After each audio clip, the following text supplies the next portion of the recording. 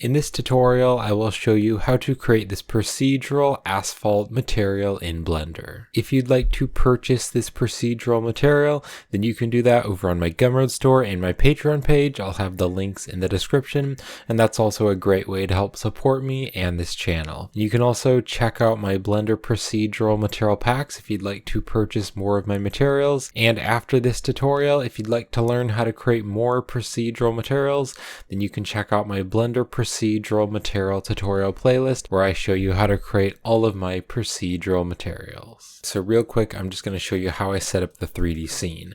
So I pressed Shift A and I added an icosphere, and then when I added the icosphere, I subdivided it so that it's very nice and smooth. And then I also added a camera and I pointed the camera right at the icosphere. Now for the lighting, I added in these two objects right here. So these are just some objects pointed at the sphere, but then I gave them some emission materials. So I gave this plane right here an emission material with a strength of 5, just to give kind of a rim light on the back side of the sphere. And then I also added this object right here with an emission and a strength of 100, just to give some nice bright lighting on the icosphere. And then also to get some nice realistic lighting and reflections over here on the world, I added in this Machine Shop 02 1K HDRI. So this is a free HDRI from polyhaven.com. Links in the description if you'd like to download this. So you can add a new world, and then you can click on the yellow dot next to the color, and then you can click on environment texture and just open up the HDRI. And this is going to give some nice realistic lighting and reflections on the object.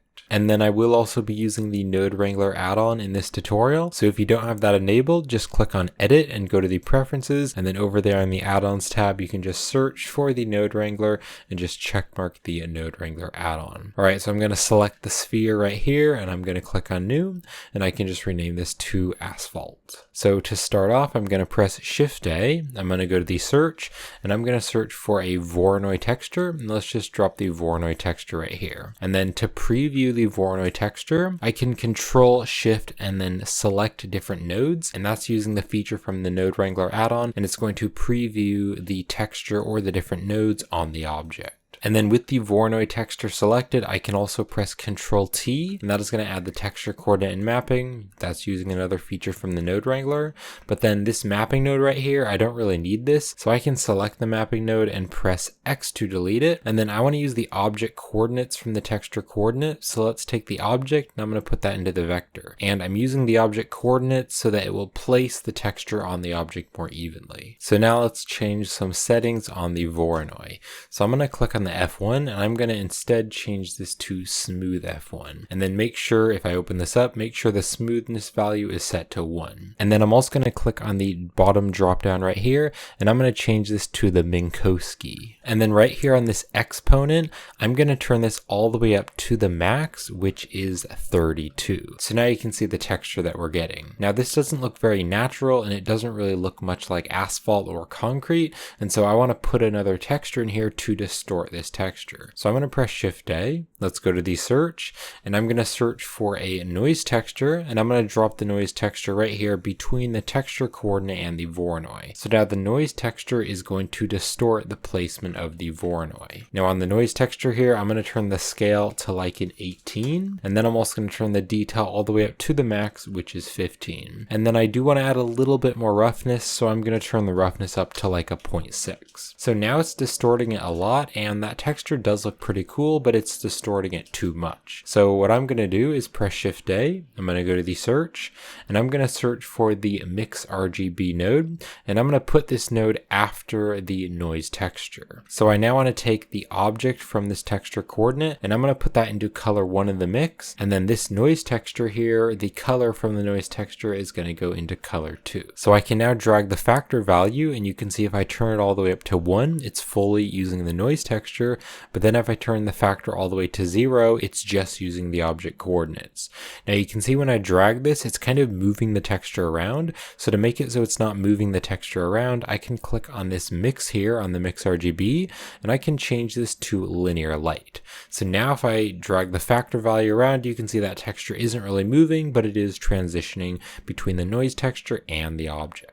So I'm going to turn the factor down to just like a 0.1, and that way it's mostly just using the object, but it's using a little bit of the noise texture. So now if I zoom in there, you can see there's just a little bit of noise here and there. If I turned it all the way down to 0, you can see it's just using the Voronoi, but if I turn the factor to 0.1, now there's just a little bit of noise here and there. And then I do want to turn the scale up on this Voronoi texture, so let's turn the scale up to like a 10. So that is much better. So now we have a really cool texture here, and we're going to use this as the base color of the asphalt. Now this is just white and black, and so I want to make it dark colors. I want to make it dark gray colors. So to do this, I'm going to press Shift A. Let's go to the search, and I'm going to search for the color ramp node. Let's click on the color ramp, and I'm just going to drop it right in here after the Voronoi texture. And then the distance value from the Voronoi can go into the factor. And just make sure you Control Shift and select the color ramp. So I can now change these colors in here in the color ramp, and that's going to change the colors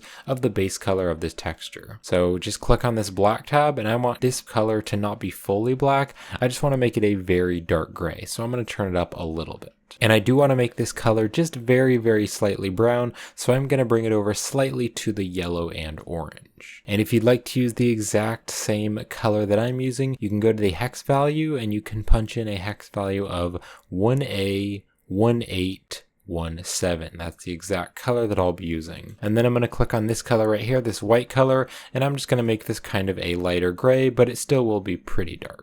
And the exact color that I'm going to be using over here on the hex is going to be 4D, 4D, 4D.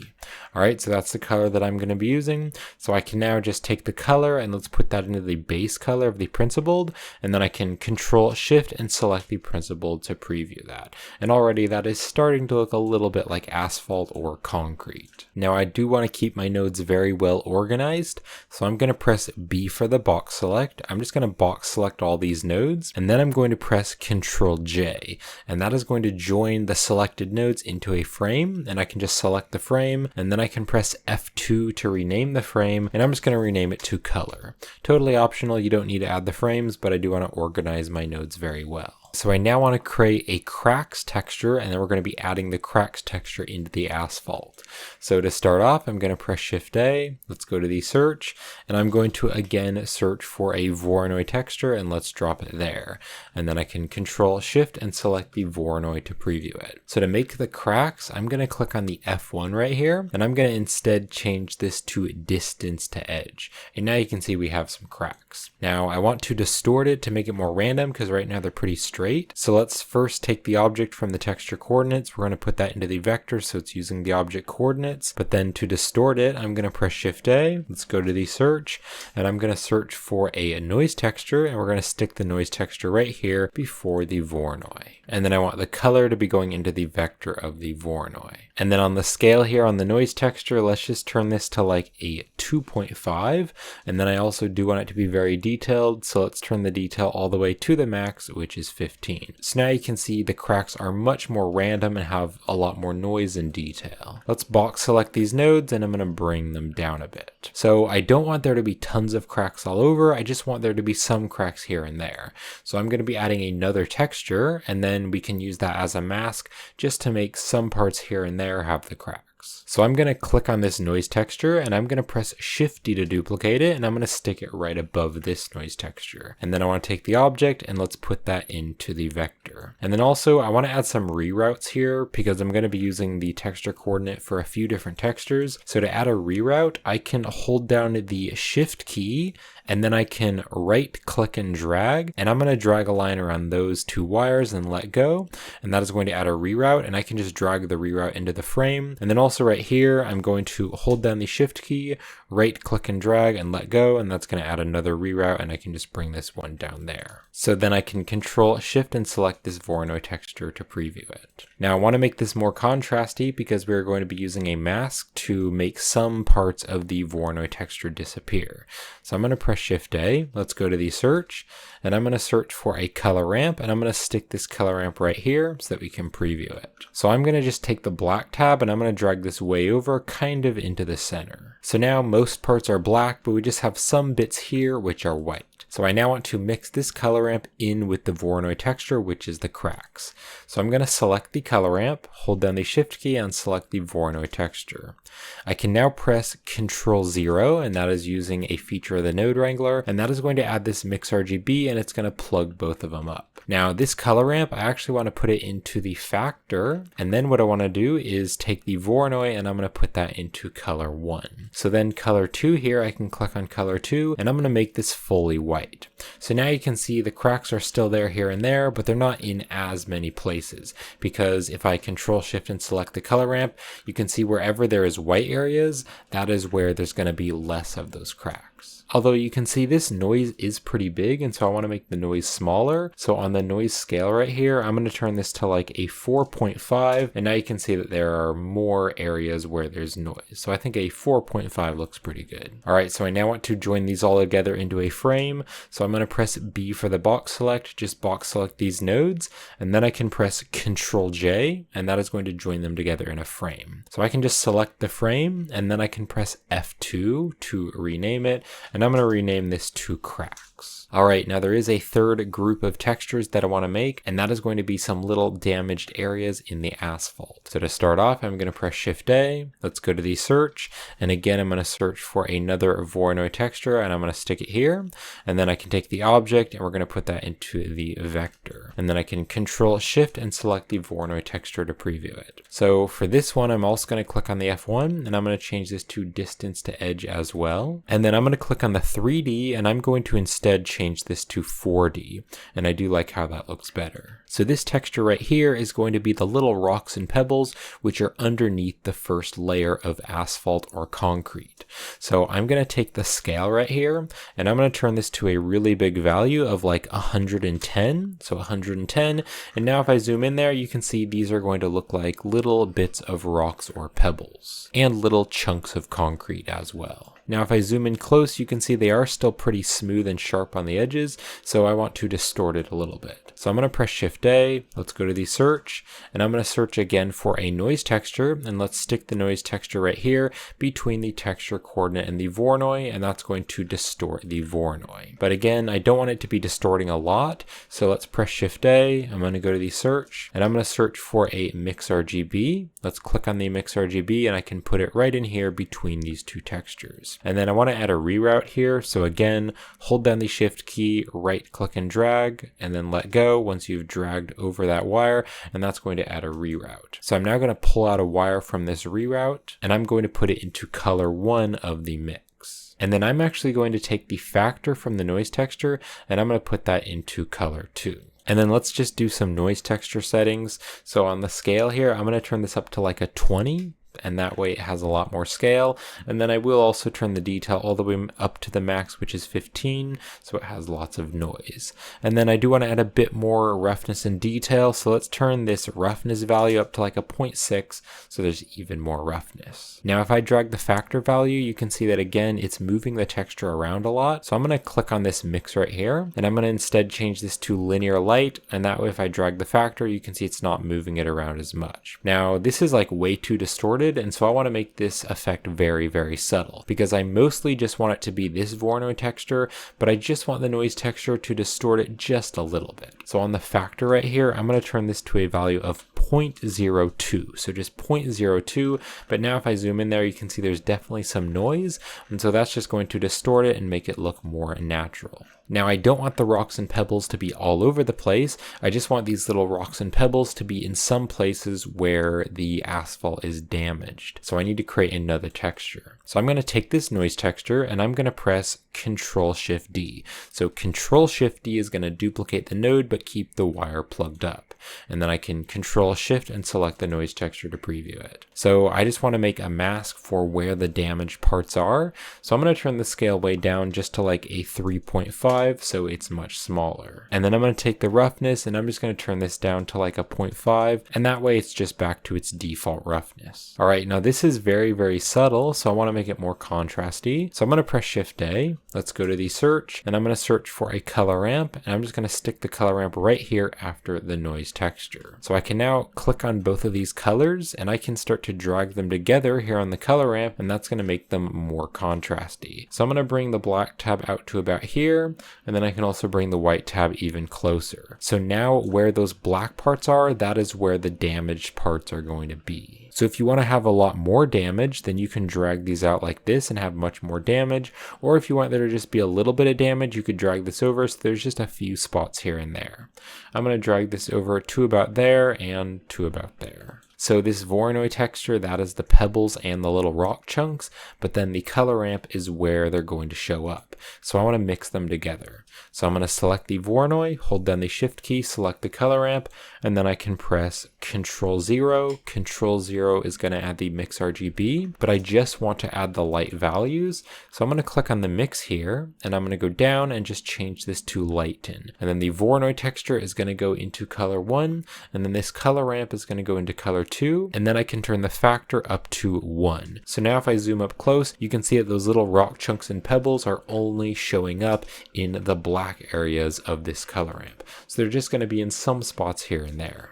All right, so I can now join these together into a frame. So I'm going to press B for the box select, just box select the nodes, and then I can press Control J to join them together into a frame. And then if you select the frame, you can press F2, and I'm just going to rename this to damage. All right, so if I zoom out here, you can see we have the color, and then we also have the cracks, and then we also have the damage. So I want to join them all together.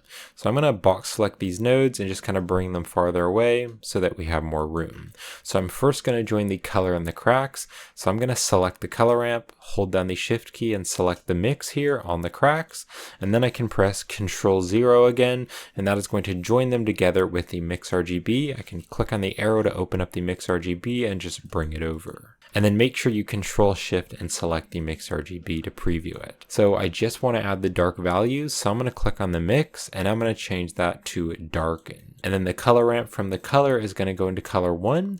And then this mix here from the cracks is going to go into color 2. So because we are just adding the dark values, I can turn the factor all the way up to 1. And now you can see that there are lots of cracks here and there. And then I should have mentioned this earlier, but if you don't want to have as many cracks, you can go right here to the color ramp on the cracks and you can drag the black tab farther away from the white tab. And you can see there's going to be more cracks or there's going to be less cracks. So you can kind of drag that around and play with the amount of cracks that you want.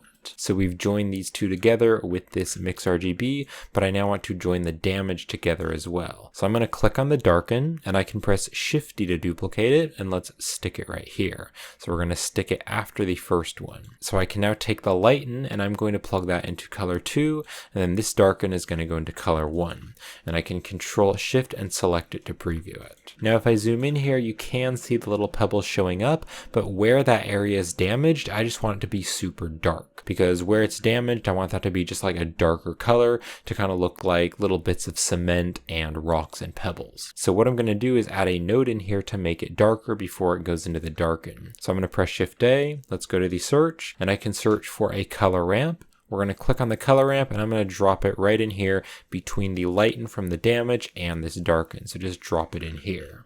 So I can now take the black tab and I can drag it out, and you can see that is making it much darker. And I'm going to drag the black tab all the way out to kind of about here. So now you can see there's these big areas where it is darker. So there's an area there and like a big area there. So now what I can do is I can take this darken right here, which is adding them all together, and I can just make sure the color is going into the base color of the principled, and I can Control Shift and select the principled shader, and we can see what that's looking like. Now this is very, very smooth, and so it doesn't look realistic. So I want to add some values into the normal here to give it some bump.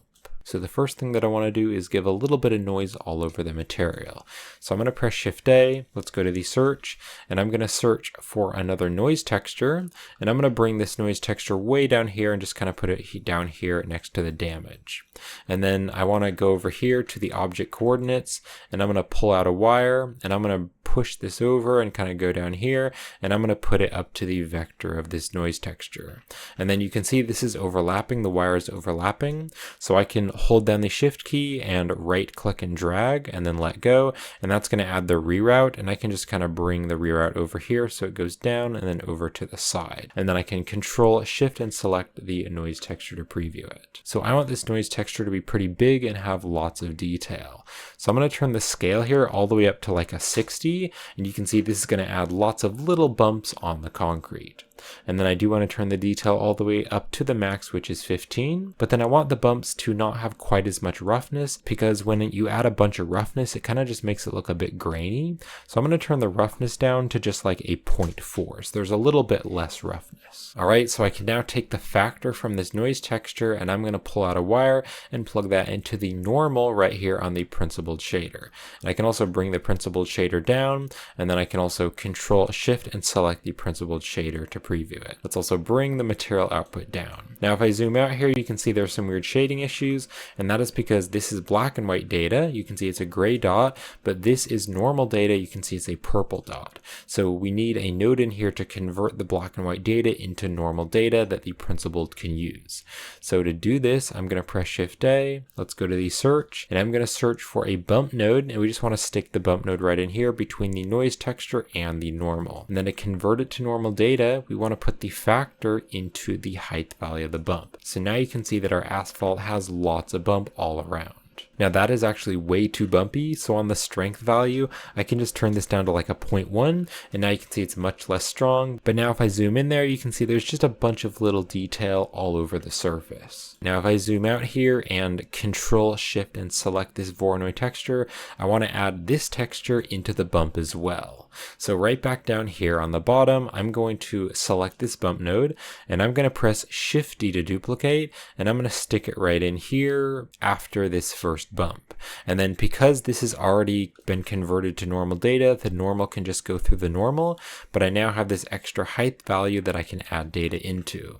So I'm going to go way up here, and I'm going to go to this Voronoi texture, and I'm going to pull out a wire from the distance, and then I'm going to bring my mouse down and kind of push it down, and I'm going to put it into the height value of this second bump that we've added. And then I can control shift and select the principled shader to preview that. And then I want this one to be a little bit more strong, so I'm going to turn the strength value to like a 0.2. And that's going to add another layer of detail, and you can see there's lots of detail there in the surface. Now I also want to make the cracks look like they are going into the material as well, because I want to make them look like they're cracked in. So let's click on this bump node, and I'm going to press Shift D to duplicate it, and we're going to stick another one right here. So again, this bump node has already converted it to normal data, so the normal can just go into the normal of the next bump, but again we have another height value right here. So what I'm going to do is take the cracks here, I'm going to take the mix from the cracks, and I'm going to plug the color into the height value of this bump. Now I also want to control shift and select the bump to preview it and then zoom in. And it's not very strong, so let's turn the strength value up to like a 0.3. Now real quick, just to preview this bump, I'm going to select this bump here in the middle and press the M key. That is going to mute the node. And then I can also click on the first bump and press the M key, and that is going to mute the node as well. So you can see that this crack texture is giving tons of detail all over the place, but I instead just want it to make it look like it's going in where the cracks are. And so right in here between the mix and the bump, I'm going to press Shift A. Let's go to the search, and I'm going to search for a color ramp node. And then I'm going to stick the color ramp right in here between the mix and the bump. So just stick it right there. So I can now click on the white tab, and I'm going to drag the white tab over. And as I bring it over, you can see it's flattening more and more of that bump. And so if I continue to bring it over, now you can see that the cracks are the only place which is showing. So most of this bump isn't going to affect the texture, but it's only going to affect it where those bumps are. So just take this white tab and drag it over, and that is going to make the cracks smaller. So that is what I want. Now there's just some cracks here and there. I do want to bring it back though a little bit, just so that those cracks are a little bit bigger. So I can now click on this bump, and I can press M to unmute it, and then click on this bump and press M to unmute it. And now that's looking much better. You can see there's just some cracks here and there, and it's not affecting the entire thing. So I can now control shift and select the principled BSDF to preview that.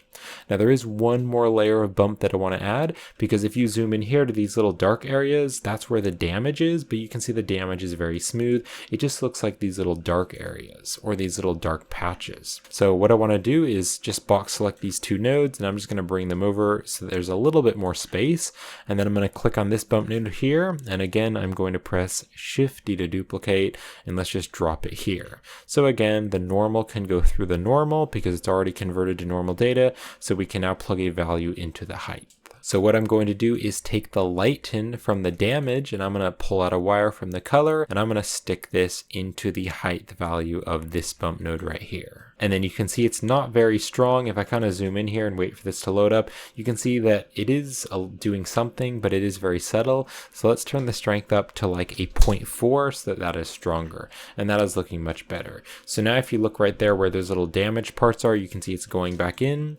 And then also in the camera view, I can just press Control B and drag a box around there. And that way it's going to add a boundary so that it'll render faster. And if I zoom in there, now you can see there's all those little cracks and pebbles. And also like right here on the side on the damage area, it looks like it's going back in. So this really gives the effect of some chunks of the asphalt surface being broken off, like maybe this is like a damaged street, and so there are some chunks which are kind of broken away, and then you can see like some little rocks and pebbles and concrete underneath. So I'm going to zoom back out here and press Control B, drag a box around the entire camera to preview the entire thing. Now there is one more thing that I want to do. I want to change the amount of roughness. So I'm going to go right up here to this Voronoi texture from the color.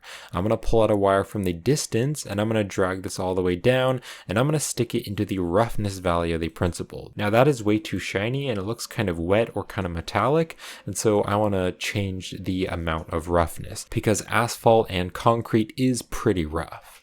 So I'm going to press Shift A, and I'm going to go to the search, and I'm going to search for a color ramp node, and let's stick the color ramp node right in here in the wire before it goes into the roughness. So if I make the colors more white, they are going to be more rough, but if they are darker, then they're going to be more shiny. So I can click on the black tab here and then click on the color, and you can see as I start to turn this up, if I turn it up very white, you can see now it's very, very rough. I don't want it to be super rough though, but I do want it to be pretty rough, so I'm just going to drag this down to kind of a gray color. And the hex value that I'm going to be using for this gray color is going to be AB, AB, AB. And then this white tab over here on the other side, I'm just going to keep this fully white. So there we have it. So there is the procedural asphalt material. So I'll just give this a final render. So thank you so much for watching this tutorial. I hope you enjoyed it and I hope you found it helpful. And if you'd like to help support me and purchase this procedural material, then you can do that over on my Gumroad store and Patreon page. I'll have the links in the description. And you can also check out my Blender procedural material packs to purchase more of my materials. And if you'd like to learn how to create all of my procedural materials, then you can check out my Blender procedural material tutorial playlist on YouTube. All of the links are in the description. But I hope you found this helpful, and thank you for watching.